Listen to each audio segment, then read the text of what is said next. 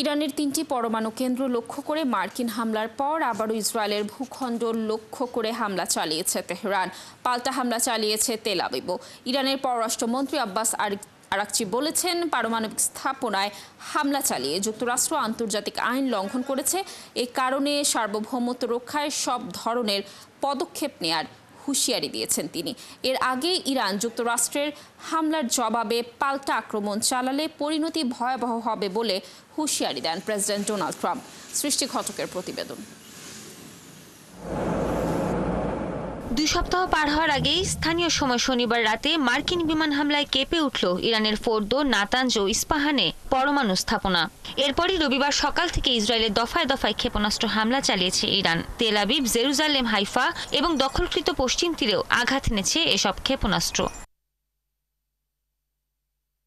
থেমে নেই ইসরায়েলও। ইরানের হামলার পর দেশটির পশ্চিমাঞ্চল লক্ষ্য করে পাল্টা হামলা শুরু করেছে দেশটির প্রতিরক্ষা বাহিনী IDF।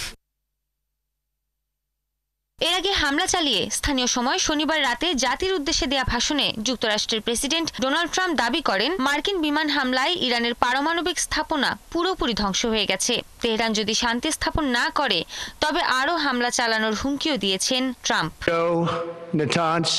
হয় শান্তি আসবে, নয়তো ইরানের জন্য গত 8 দিনে আমরা যা দেখেছি তার চেয়েও বড় ট্র্যাজেডি হবে। মনে রাখবেন, এখনো অনেক লক্ষ্যবস্তু বাকি আছে। যদি শান্তি দ্রুত না আসে তাহলে আমরা নির্ভুলতা, দ্রুততা এবং দক্ষতার সঙ্গে আমাদের লক্ষ্যবস্তুতে হামলা চালাবো।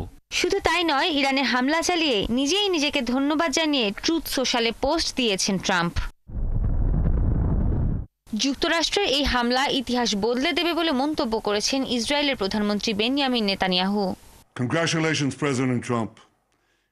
অভিনন্দন প্রেসিডেন্ট ট্রাম্প। ইরানের পারমাণবিক স্থাপনায় হামলা চালানোর এই সাহসী সিদ্ধান্ত যুক্তরাষ্ট্রের ইতিহাস বদলে দেবে। অপারেশন রাইজিং লাইনে ইসরায়েল সত্যি দারুণ করেছে, কিন্তু আজ যুক্তরাষ্ট্র ইরানের পরমাণু স্থাপনায় যে হামলা করেছে তা অতুলনীয়। তারা এমন কাজ করেছে যা বিশ্বের কোনো দেশ করতে পারত না।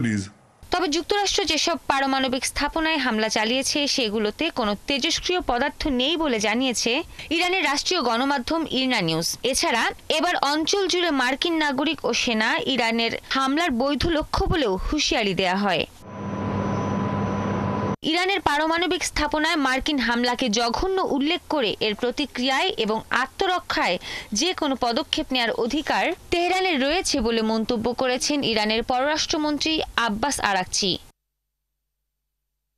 এদিকে ইরানে যুক্তরাষ্ট্রের হামলার প্রতিক্রিয়ায় উদ্বেগ জানিয়েছেন জাতিসংঘের মহাসচিব অ্যান্তোনিও গুতেরেস। তিনি বলেছেন, এখন এই সংঘাত নিয়ন্ত্রণের বাইরে চলে যাওয়ার বড় ধরনের ঝুঁকি তৈরি হয়েছে।